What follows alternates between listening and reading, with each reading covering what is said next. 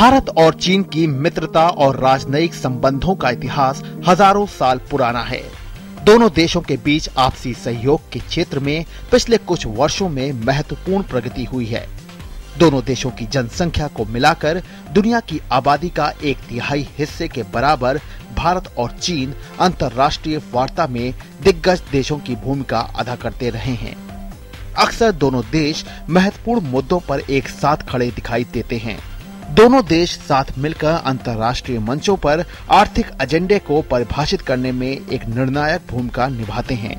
यही वजह है कि अंतर्राष्ट्रीय कूटनीति में इन दो बड़े एशियाई देशों की संयुक्त ताकत की अवहेलना नहीं की जा सकती। विश्व व्यापार संगठन की पिछली बैठक को यदि छोड़ दें तो ज्यादातर वैश्विक मुद्दों पर दोनों देश तकरीबन साथ ही खड़े दिखाई पड़े। भारत, ब्राजील, रूस और दक्षिण अफ्रीका ने मिलाकर एक शक्तिशाली आर्थिक संगठन ब्रिक्स बनाया है, जो आज एक मजबूत आर्थिक संगठन के रूप में तेजी से आगे बढ़ रहा है। संगठन का मुख्यालय चीन के शहर शंघाई में होगा, जबकि इसका पहला अध्यक्ष एक भारतीय होगा। दोनों देश चीन, भारत और रूस के सहयोग तंत्र ब्रिक्स, बेसिक और दोहा दौर की वार्ता पर समन्वित रूप से काम कर रहे हैं।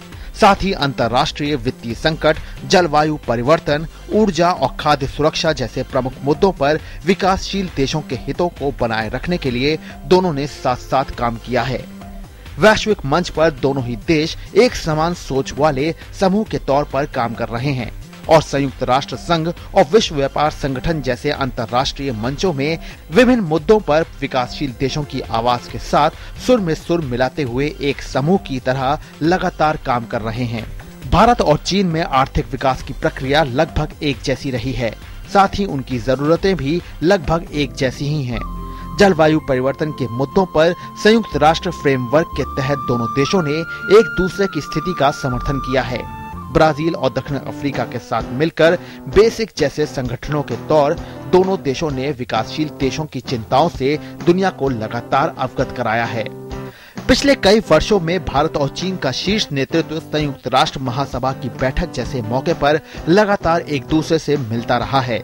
साथ ही दोनों देशों के नेता आसियान और पूर्वी एशियाई देशों के सम्मेलन जैसे मौकों पर भी लगातार मिलते रहे हैं।